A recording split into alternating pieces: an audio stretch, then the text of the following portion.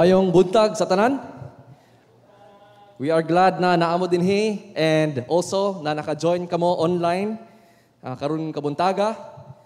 Gabi grabe ang kusog ng ulan until sa kadlawon. Praise God sa iyahang nadalapod na ulan ug ang weather siya gyapon ang ato ang Dios. Indeed as ang atong gikanta, takos siya. Siya ang atong Dios na takos sa tanan. Siya ang atong Diyos na masaligan, kay tinuod, gyud ang iyahang ginaingon. Og excited ako karon kay naanata karon sa part na after duha ka tuig na nilabay. Naanata sa part na pinaka last lugar na part sa libro sa Mateo. Pinakahuli na passage. Ang passage sa Mateo 28, versikulo 16 to 20, And kani siya na ako naningutanan ako ba kanus am ta nagsugod ani. And akong gi-trace back nagsugod biya ta ani sa wala pa ang COVID sa Mayo of year 2019. Ingana nakadugay On May 2019, dagsugod ta sa, wala ta kabalo na dadon na ta sa Ginoo o duha di ka tuig sa libro sa Mateo, nagsugod ra gyud ta unta sa passage sa Sermon on the Mount. Kuan mi nilang Jay, nilang Marvin Jonah. Ato kaning ikuan bay maghimo ta og series on the Sermon of the Mount og ato ingon na si Jesus walay sama sa lain, walay sama or unlike any other, Jesus, the God, unlike any other, ang among kuwan ato. And then, as we went by, versikulo after versikulo sa Sermon of the Mount, naaragid ang leading ni Lord with the affirmation sa mga igsuon nato dinhi na tiwasan na lang. Isugdan naman ninyo ang chapter 5, inyo naman isugdan versikulo after versikulo, tiwasan na lang. Excited me makadungog sa katong mga end times. Madunggan yun na nato sa Mateo. And so we did, and we journeyed week by week, and 2 years has passed, ug nanata karon dinhi. And so, basahon nako ang ato ang passage sa Mateo 28, versikulo 16. Unya, miadto ang 11 katinun-an ni Jesus. Didto sa Galilea, sa bukid nga iyang giingon kanila. Sa pagkakita nila kaniya, gisimba nila siya. Apan, ang uban, nagduha-duha kung si Jesus bagyod ang ilahang nakita. Miduol si Jesus kanila og miingon, gihatag kanako ang tanang gahom sa pagdumala sa langit ug sa yuta. Busa, adtoi ninyo ang mga katawhan sa tanan nga dapit ug himuan ninyo sila nga akong mga tinun-an. Bautismuhi ninyo sila sa ngalan sa Amahan, sa Anak ug sa Espiritu Santo.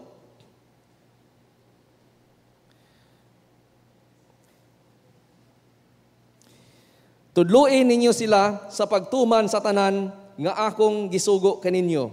Hinumdumi ninyo nga kauban ninyo ako kanunay hangtod sa katapusan sa kalibutan. Kung maski pila lang mo kabulan bitaw diri nakakuyog sa ato diri sa GCAP, sure gyud ko na nakadungog na mo sa maayong komisyon.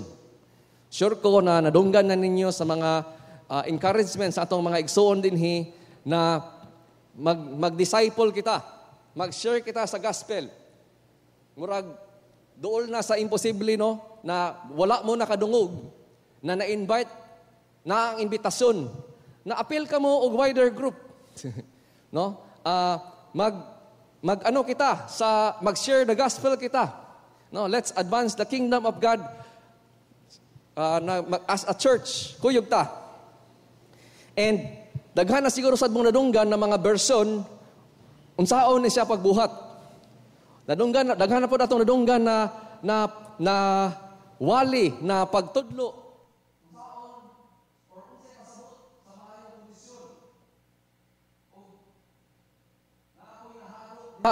na maybe confusion, malibog ta ba? Kang kinsa man gyud di ko maminaw na version. Kang kinsa man ko maminaw na kay sometimes di man magtugma ang akong madunggan o akong makita sa uban.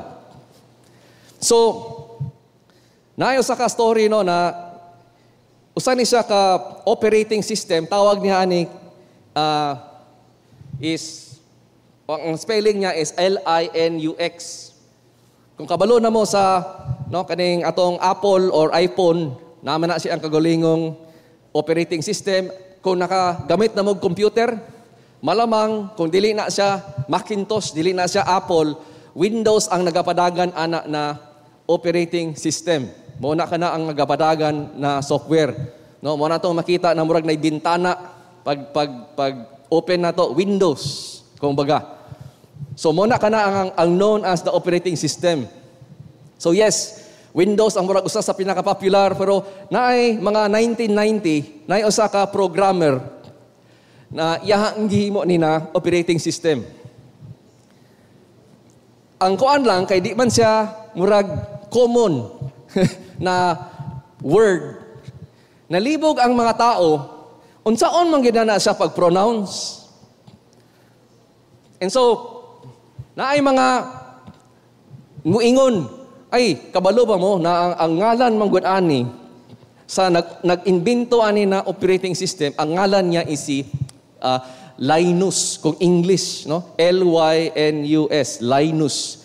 So, ang ilahang pag-explain, ilang yung ginano na, syempre, since Linus man na ang iyang ngalan, naghimo siya operating system na sama-sama sa iyang ngalan. So, dapat ang pag-pronounce ani is Linux. Di ba? So, mga ilahang, and then, naani mga debate. Naiga-debate, dili, ang pag-pronounce ginana is Linux. Kay kung taga-kuan man na siya, dili man na siya taga-Amerika, taga-lain man na siya na nasod, o mo-pronounce siya silang mga pangalan, Linus man. So, dapat Linux. So, nalibog ang tao. Naay mga debate. Duha o tulo ka side dapat Linux or dapat Linux until ang naghimo mismo sa kanina program niingon siya, naghimo siya og kanang video, naghimo siya recording, ang pag-pronounce gud ana is Linux. All of a sudden ang debate sa dapat Linux or dapat Linux, murag wala na karoy basihan. Kung gusto sila na manatili sa unsa gyud dapat pag-pronounce ani, didto gyud sila sa naghimo ani maminaw. Di ba? Para makuha nila ang sakto. Otherwise, mahulog sila sa muinsistar sila sa ilahang kagulingon, magbuot ka. Di ba? Magbuot ka, gusto man ko tawagon Linux ra gyapon. Bahala ang tag-iya mo ingon ana or naghimo ana niingog Linux, pero Linux man akong naandan, mo akong nagustuhan. Nga pwede na siya. Until moabot ka sa punto sa uban na mga bagay na ang dawaton ra gyud usara ka buok bersyon. Ang dawaton ra gyud na kamatuoran. And mo pa ni siya sa kingharian sa Dios. No? Na ang kang kinsa man gid na maminaw. Kang kinsa man ta na definisyon unsa mao ni ang pasabot sa baging Kristohanon. Unsa ni ang dapat atong ginabuhat bilang simbahan. Unsa may pasabot sa kaning pasabot na disipulo ta ni Hesukristo. Kag kinsa man ta maminaw. And so, if dili ta maminaw sa naghimo sa atoa, ang atong Creator, kung dili ta maminaw sa nagbuot o nag-design unsa dapat ang maging isang Kristohanon, maging isang disipulo ni Hesukristo. Sa gingarian sa Dios, usara ka kamatuoran ang dawaton. So importante kay ni siya nato nga sabtan. Nganong kaning maayong komisyon, importante man kini. Why does the Great Commission matter para sa atua? And so, nagsugod kita, and amazed ko kay sama sa una lugar na hitabo, kang Hesus Kristo, nasubaybayan nato since sa Mateo 5, ug niabot na ta karon ani na sa portion, ug nagsugod siya karon sa atong passage, sa kaning mga 11 ka disipulo. Kabalo ba mo na kaniya ang murag first time sa record sa Mateo, sa pagsulat ni Mateo, kay permi na siya maingon ang 12. Si Judas, usa sa 12. Ang mga 12 gipatawag ni Jesus. Ang mga 12 ka disipulo or mga tinunan gipadala ni Jesus. No? Then dinhi 11 na lang sila. Usa ka na siya ka nindot o usa po ka na siya ka seryoso kaayo na kamatuoran. Mismo sa obserbasyon na 11 na lang sila. Ngano man? Ang realidad na si Judas, usa sa 12, wala na. Nawala na. Ang realidad na pwede di ay na magkuyog ka ni Jesus, naminaw ka sa iyang tinunan, gibuhat nimo ang katong-iyahang mga gipangsugo sa una. Pwede di ay na matulog ka kuyog kang Jesus, nagserbisyo ka para kay Jesus. Pero naade dinhi sa kasing-kasing na ang pagtuo dili tinuod ug nigawas ra. Ayha ra gawas sa pinakalas na nabalaan sa uban. Pero ang kamatuoran na seryoso kayo is wala ni mismo natago ni Judas sa sinugdanan pa lang. Gikiklaro ni Jesus na si Judas pagtawag pa lang sa iya sa sugdanan pa lang ni Jesus. Kabalo na si Jesus na dili siya tunay na tinunan. Dili siya tunay, ang iyang pagtuo, dili tunay. Lahi ang iyang habol kang Hesukristo. Lahi iyang gusto na kinsa si Hesukristo. Wala gyud ni tuo si Judas. So usa ka sobering reality na ang 11 na lang sila. Usa siya ka seryoso kay usa na siya ka realidad para kanato. Posible ba na naata dinhi karon ug ang ato ang pagtuo ug ang atong pagsabot kung kinsa si Hesukristo pareha ta kang Judas. Because Judas is not an exemption. Usa na siya sa nakita lang nato sa uban sama. Realidad kana siya ug usapod ka reminder na 11 sila nga naman na reminder ni sa grasya sa Ginoo kay nga naman apil man diri na count ra gyapon si Pedro. Kinsa si Pedro? Ang nag-deny kang Hesukristo 3 times. Ang ni-abandonar kang Hesukristo. Usa parihara ka makaingon na pare-parihara man ang iyang gibuhat na sala ni Judas Iyaha man gyapon gi-traidor si Jesus, iyaha man gyapon gi-deny na tinun-an sa ni Jesus. Iyaha gyapon gitalikdan si Hesukristo na malikas pagyud. And so makita nato na ang grasya sa Ginoo na naara gyapon si Pedro. Usa nato ka makita na pagpasalamat kita. Dili gyud di ay sa ato ang kung maayo kita or dili. Si Pedro na manatili bilang usa sa bilang sa 11 katinunan tungod sa grasya ug kaluoy sa Dios.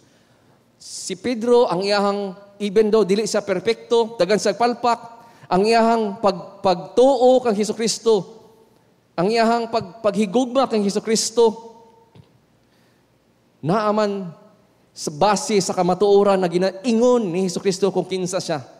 Katuo man siya, kapaminaw sa kang Hesukristo. So even though dili perpekto yung kinabuhi, nakasala siya, dili lang kadaghan, ang iyang pagtuo, grabe kagamay. Sige og palong siga. Pero sa kaluoy o sa grasya ni Hesukristo, wala nawala si Pedro. And so nakita na to, na ang grasya pagyudana, wala lang nag-extend kang Pedro, kung dili, kana mismo ang tibuok unsi. Nganong nagpabilin sila? Tungod kay gitawag man sila. Ang amahan sa langit, mo may nagpaduol nila. Munang maski nawala sila, nanangadagan sila. Di ba? Kung paminaw na to ang Mateo 26, versikulo 56, sila tanan, nidagan. Sila tanan, ilang gibiyaan si Hesukristo, katong gi-aresto na siya. Kadumdum mo, katong gabi una. Katotanan, sila tanan, namiya ni Jesus. And yet, nakita na to, nawala. Wala sila ni give up. Ug dito ra gina nimo mapadulong sa grasya, tungod sa grasya ug kaluoy sa Hesukristo. Naa sila. Natawag sila balik, natipok sila balik, na-strengthen sila balik, even though nahadlok sila, na-discourage sila. And so, silang unsi, mo kana a reminder sa atoa na sa grasya sa Ginoo, o a very serious reminder na magbantay kita na dili kita masama kang Judas ug pagtuo. So ang padulong na nais, kato sila, na sila kasabot na mag-adto sila kang Jesus, na sila kisabutan na mag-adto sila sa kabukid na nasa Galilee. So nanguli na sila para Jerusalem, ni padulong na sila sa ilang hometown sa Galilee, nibalik na sila, ug didto sila nagmeeting kang Jesus sa bukid, naahan niya sabot sila. Ug pag nakita sila, ma-imagine nimo na pagkakita nila kang Hesukristo, naabi nila patay na, naabi nila wala na, tapos na, nalansang na to sa cross. Dili wala gali mi nakaapil sa iyahang paglansang kay di na mo makaya og tan-aw. Halos tanan sa ila wala nakatan-aw. Gyud sa paglansang. Kabalutan na si Juan naa didto, ang mama ni Jesus si Mary naa didto, ug some other women naa didto. Pero ang kaning napulo wala na mention na nakatan-aw sila gyud mismo. Pero kabalo sila na wala na, kabalo sila, patay na. O when you saw him, nakita nila, sila tanan nakakita ni Jesus, na dili patay, kung dili buhi, kung sa ilang gibuhat, nag-worship sila. Nag-worship sila, o dinhi nato na kung ano na, for the first time, ang ilahang sa recording sa Mateo, mo kani ang pinakauna sa pagsulat ni Mateo na nakakita sila bilang isang grupo, sila tanan, 11. Nakita nila si Jesus ug ang ilahang reaksyon, ang ilahang response is nisimba sila, gisimba nila si Hesukristo. Ug dana ganato makita na ang si Hesukristo na iyang gidawat ang pagsimba sa kayang mga tinunan, siya gyud usa na sa buna sa kapruweba na siya ang Dios, anak sa Dios. Siya ang angay simbahon. Siya ang na risen Lord. Nabanhaw siya gikan sa patay. Ug ilahang islang gisimba. Nganong importante man kay ni na event? Kaysa sugdanan pa lang, giingon na ni Jesus sa ilaha, mo kani ang mahitabo. Pero lahi man ang maminaw ka, di ba? One day, guys, magkita-kita na ta sa langit.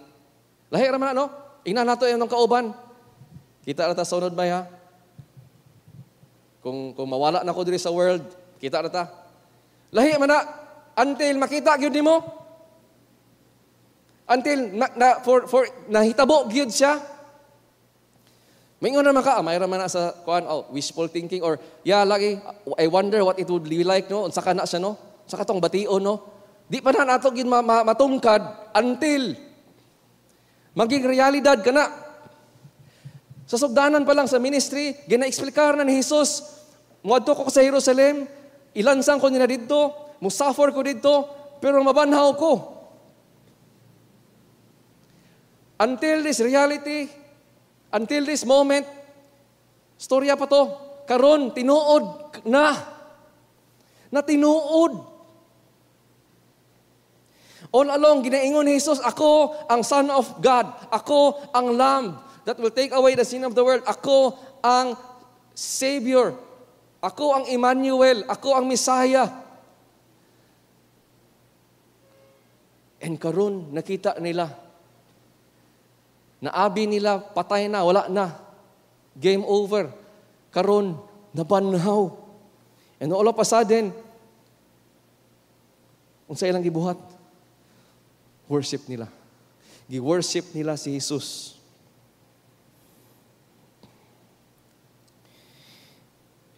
Kita na to, importante kay nanto may sabtan pod na dili lang kani first time and the only time nagpakita si Jesus since nabanhaw siya sa patay sa iyang pagpatay sa krus. Di ba? Kani siya nakamatuoran, importante kayo ni siya nato sabtan og tuan. Tinuod ba para kanimo na nabanhaw si Jesucristo? Tinuod ba para nimo ang realidad na ilang ginaingon?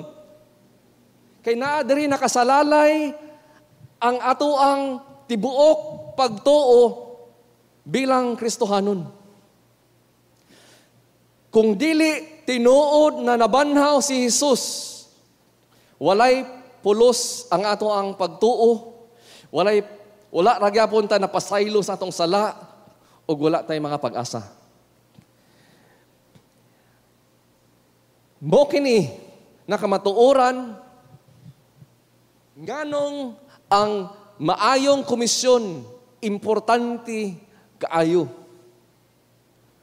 Dinhi nakasalalay tanan ang kamatuoran na si Jesucristo nabanhaw gikan sa kamatayan.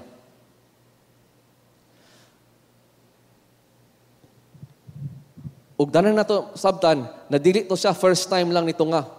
But kadaghan siya nito nga in a period of 40 ka adlaw sa mga pila-pila na mga tao. First, kabaluta sa Mateo, ni-appear siya sa mga babae. Karon, ni-appear siya sa 11. Sa uban pod, kung basahon nimo ang Mark, Luke, John, libro sa Acts, kabulo pod ta sa uban pag yun, nagpa-appear pag yun siya, no? Ug usaan ni lugar sa Acts, ingon na iyahang gipakita, iyahang kagulingon, nabuhi siya. After sa iyahang pag-suffer and die, iyahang gipakita ang daghan kay na mga convincing kayo na mga pruweba na tinuod kini. Og daghan kayo nakakita sa iyaha over a period of 40 days. So dili lang ni sa kaning imong nakita sa Mateo 28, karon lang ni and then saka na lang sa langit. Og makaingon ta, unsi ra mi nakakita niya. Dili lang sila. For a 40 days, gatudlo siya, galakaw siya, gakaon siya with the people. Many convincing proof. 1 Corinthians 15, signs maingon sa ato nito nga siya sa mga, at one point, mga 500, 5 kagatos, katao nakakita sa iya at one time.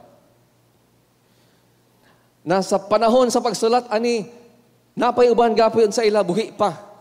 O gatestigo pa. Tinuod kini. Nabanhaw si Jesus, tinuod kini. Dini nakasalalay ang atoa pagtuo. Importante kay ni.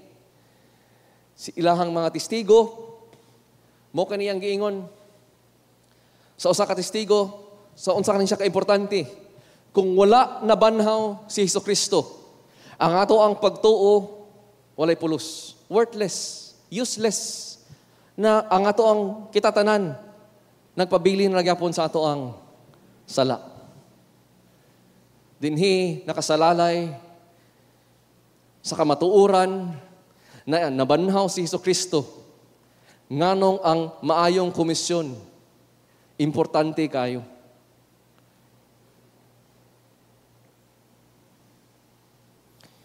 Kay mo kamani ang mensahe na atong idadon. Mo mani ang mensahe na atong dadon sa kalibutan. Nabanhaw si Jesus, tinuod si Jesus. Siya jud ang Diyos, siya ang manluluwas. Pag hinulsol ka mo sa inyong mga sala, pagtuo ka mo, isurrender ka na inyong mga Diyos-Diyos, isurrender ka na inyong mga paghuna-huna, isurrender ka na inyong mga gipang garbo o gipang mahal dinhi sa kalibutan. Kay kung tinuod na banhaw si Jesus, then tinuod to tanan ang iyang ginaingon.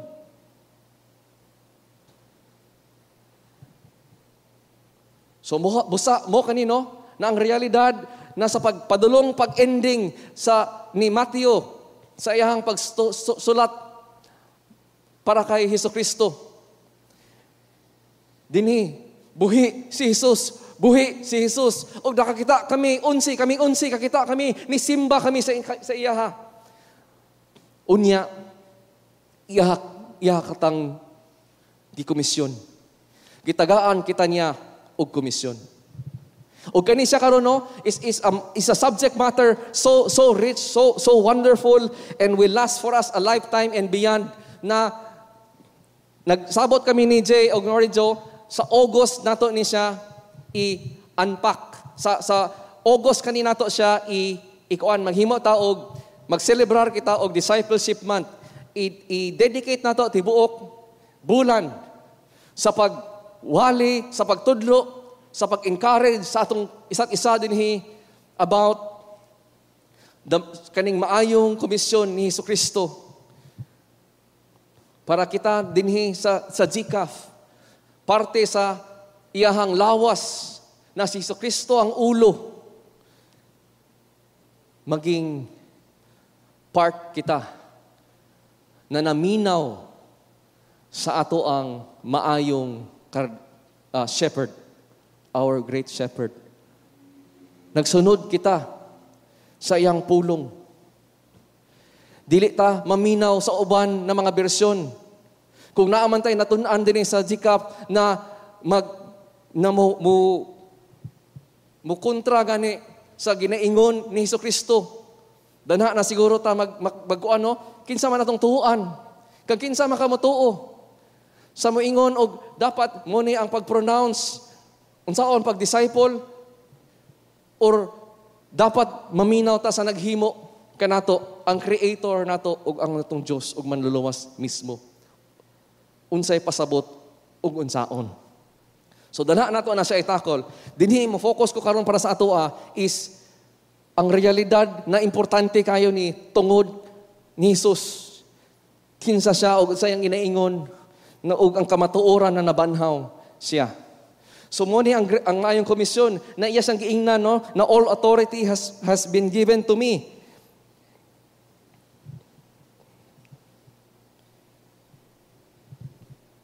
Naana sa iya tanan. Nindot kayo. Again, it's a subject matter so rich. Sa August na ta. Pero ang pagbanhaw pa lang ni Hesukristo means victorious na tanan. Tapos na. Finished ang iyahang saving work. So wonderful, so rich. And dapat maghimo kita og mga disciples. While we do it, we go saan nato magbuhat, moadto ta sa all nations, i-baptize sila, magtudlo kita. And mo kana siya na maski basahon pa lang na nimo, sayon naman siya sabton unta. Daghan na dinhi nagtindog dinhi, nagwali about sa Great Commission. I can remember akong dad, akong mom talking about it, Pastor Ruben talking about it, many church leaders, pastors, some elders have talked about it, some have been really passionate about it. You can't help yun, madunggan yun na nimo diri sa GCAF. It's one of really the testament no na naataan na GCAF, here in GCAF, we really want to love God and make disciples. Sayon ni sa sabton, no? And the reality is this.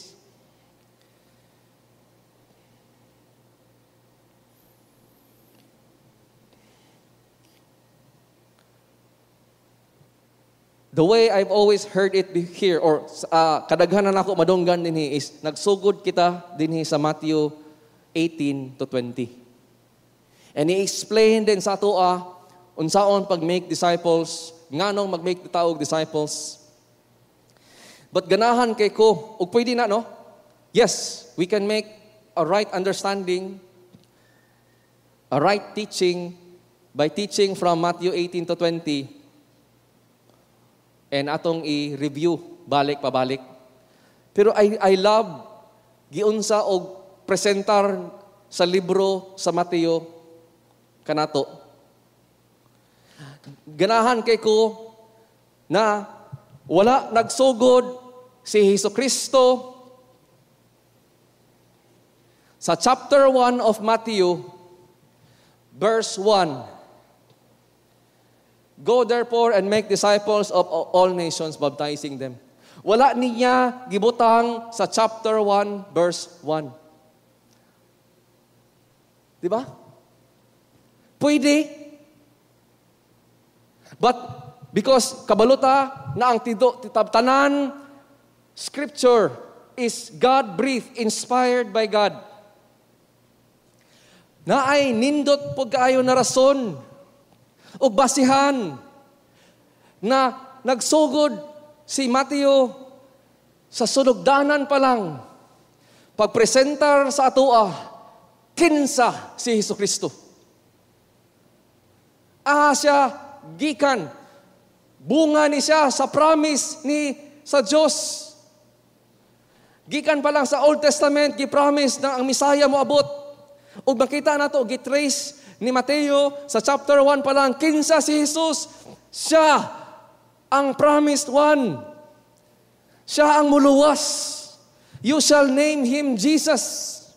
Kay siya ang muluwas sa tanan katawhan sa ilang sala. You shall call him Emmanuel because he is God with us. Puro kana mga gikan na promesa, nanghihimo na promesa sa Old Testament pa lang. And I love how si Mateo shows us na si Jesucristo, pagsugod niya sa iyang ministry,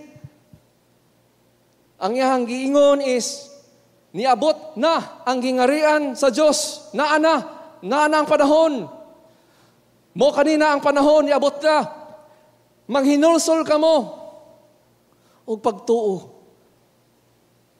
Ug yang gisangyawan is ang nasod, supposedly, the nation of God.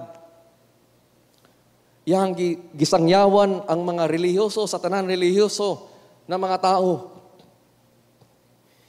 Could you imagine if nagsugod si Jesucristo sa Matthew 1, verse 1, ani, unya sa Matthew 2, ang iyang giwalihan ani, can you imagine if giwalihan niya ani, o iyang ginatawag ani, o iyang gitagaan ani na maayong komisyon is ang mga Pariseo? Can you imagine na iyang gitipok ang tanan Pariseo? O iyang kitagaan aning maayong komisyon? O panglakaw ka mo, paghimo ka mo disciple of all nation, baptizing them in the name of the Father, the Son, and the Holy Spirit. Tudloy sila sa tanan na akong gitudlo kaninyo. O ang iyang giingnan ani is ang mga Pariseo, ang mga kaning mga crowd of people na iyang gisugo ani si Judas. Ma-imagine nimo if ang Mo kani ang iyang gingnan. Katong mga thousands of people na ginagasunod-sunod sa iyaha.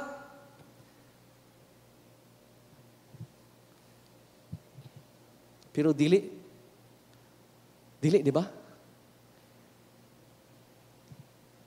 Can you imagine if today natay tungod sa atong pagsabot o pagdawat, matingala ko sa akong years in the youth ministry na nganong sige mo kong ingon sa mga tao, daghan kayo kong giingnan, let's go make disciples, let's ano. And it seems to be na murag walay effect. It seems to be na because it seems like na miss out nato ang realidad di ay, no? Na pwede di ay. Na naay muduol kang Hesus, pero sama siya sa mga Pariseo. Self-righteous. I'm okay. I have this form of religion, but my heart is very far away from God. I could be like Jesus, approach Jesus and sama ako sa crowd. Gusto na ko sa tinapay. Gusto na ko aning bread, mabless ko. Kung wala kay ihatag na tinapay, nganong musunod man ako nimo? Can you imagine if si Jesucristo kaning gitagtagaan maayong komisyon sa kaning mga wala pa na convinced, kaning mga unwilling, kaning mga unbelieving, kaning mga curious lang, kaning mga wala pa na born again. So it's so wonderful for me ang order sa Matthew because before the Great Commission, there was the Great Transformation. And last Sunday, giwali ni Marvin Joe na ang kaluwasan na mahitabo kanato dito pa lang nasa sugod na naanay transformation sa imong kasing-kasing. Gi-transform ka na, gi-regenerate ka na. Maong nakatuo ka. Daghan sa ato na discourage, no? Kay murag wala may effect ako ministry. Daghan sa ato nagduha-duha ba, nakadoubt. Unsa man niya ang pag-make o disciples, daghan man kay mo balibad, wala man gamay ra man kay mo responde. Maybe because wala na to nasubaybayan, namomo na ang realidad ni Jesus na iyahang ginatudlo o ginapakita. Daghan kaayo ni sunod kang Jesus sa sugod. Busa nagwali siya, o kung digahi man gyud ang kasing-kasing, nagsugod siya og himo og mga unsay parables. Sumbingay. Ang sumbingay usa man to kung nasubaybayan ninyo katong pagsugod nato dinhi. Nagsugod si Jesucristo dili sa sambingay na tinudloan. Nagsugod siya sa sambingay ngano man. Judgment naman to sa mga gahi kay ulo. Gahi kay kasing-kasing. Di gyapon mo sabot maski nakadungog na.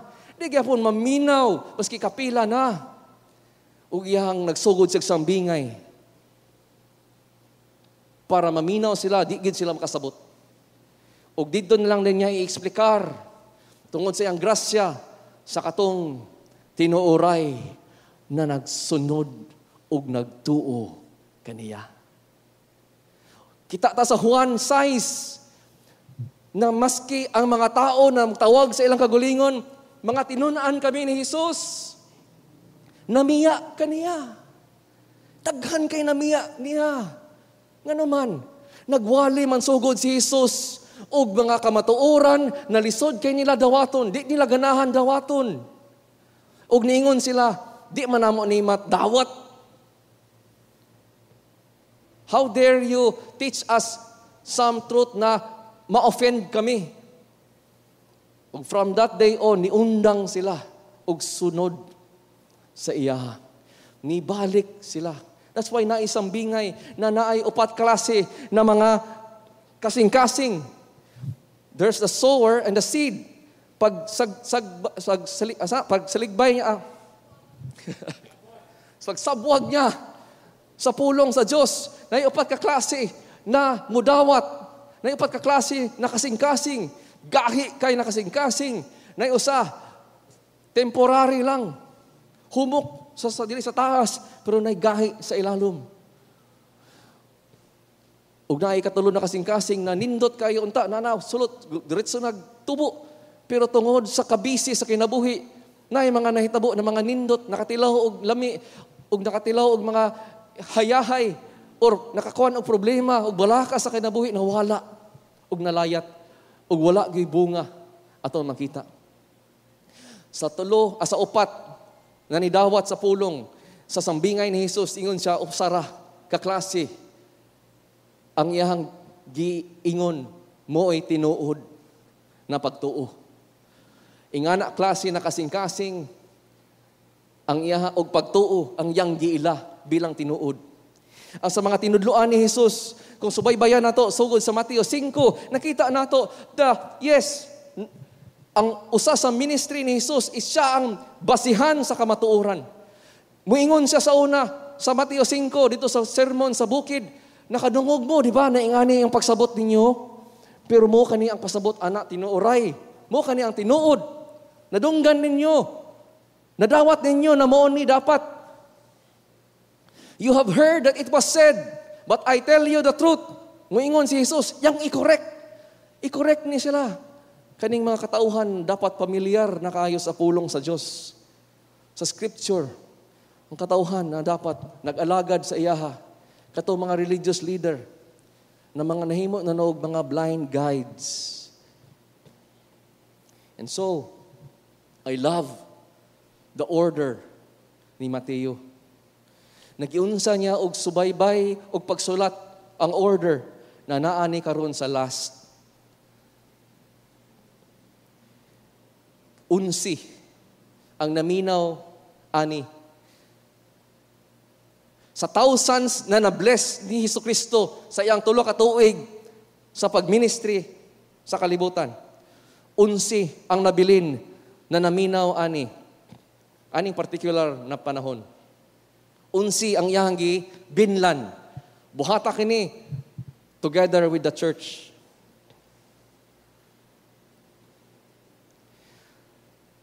Nakita nato no? Again, the sambingay. Moingon si Jesucristo, kura ang kamatuoran, I am the way, the truth, and the life. Nipis, ni nadalan. Gamay ray makasulod. Pero lapad kayo ang dalan. Ug daghan didto ang mo adto padulong sa impyerno. And so I love the order of Matthew.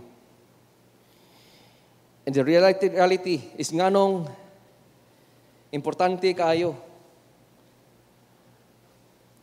ang maayong komisyon is tungod nabanhaw si Jesus. Kung nabanhaw si Jesus ug tanan, therefore ang tanan niyang giingon is mo na ni ang ginaingon sa Dios. Kung nagtuo ka na si Jesus nabanhaw, then dapat sa tanan nimo makita sa tanan Biblia na iyang ginaingon mo kani iyang pulong. All scripture is God-breathed. Ang atong pagtan-aw pud ani is tinuod kini. Tinuod kini tanan. Nay usa ka tawo, I'll close with this no. Na ang iyang unang reaksyon pagkadungog niya about kaning kang Hesukristo ug iyang mga tinun-an ug iyang mga tinudloan, suko kayo siya. Nga naman, offended kay siya. Nga naman, sa akong pagkatao, sa akong nahibaluan, ang akong nahibaluan is dili man ni mao ang dapat ang tinuod. Meaning, ang iyang pagtanaw kang Hesukristo, peke. Ang iyang pagtanaw ni Hesukristo, false leader. Dili tinuod. So, grabe siya kasuko. Nganong go against sa akong relihiyon, na iya karong ginahunting ang tanan na mga muingon, siya ang mga tinunan ni Kristo. Kung mutuo, kung makabalo siya, na gatuo ka ni Kristo, iya kang hantingon. Kung dili kanya mapriso or di kanya mapatay, prisuhon kanya. Ug ngalan niya si Saul. Pero nabaliktad kana tanan. Sa panahon na naa si Saul sa dalan, padulong sa kasyudad na pod, nabuhaton na pod niya iyang passion, iyang abi niya mo ni ang dapat buhaton. Tama na tama, convince kay kung ani nakamatuoran, kay mo man niya akong nadawat. na-enkwentro niya ang kamatuoran ni Jesus. Dito sa dalan, padulong siya sa Damascus. Kinsa o unsa na kamatuoran yang na-enkwentro? Si Jesucristo na banhaw. Ang na-enkwentro ni Saul is ang kamatuoran na nabanhaw si Jesucristo. Tinuod na nabanhaw sa si Jesucristo. And all of a sudden, ang bersyon ni Saul sa kamatuoran na yang ginagunitan, na-enkwentro niya ang tinuoray na kamatuoran, gumikan sa Creator and Lord. And all of a sudden, it didn't matter unsay gituhuan ni Saul. It didn't matter. And in the end, no, naay tao na makadungog o makakabalo kang Hesukristo, moingon gyapon, magbuot ka. Mo man niya akong gusto i-believe. Di ba? Magbuot ka. Mo man niya akong ganahan na mo niya ang ako ang tindugan o barugan. But you know what? In the end, it will not matter. It will not matter what you believe. It will not matter what I believe. What will only matter is unsa ang dawaton sa atong Diyos, ang ato ang judge, kung luwas ka or dili, unsa ang dawaton na kamatuoran na kang kinsa ta naminaw. Kang kinsa ka naminaw karon. Unsa na nakamatuoran ang imuhang ginasabot karon. Kang kinsang bersyon ka naminaw.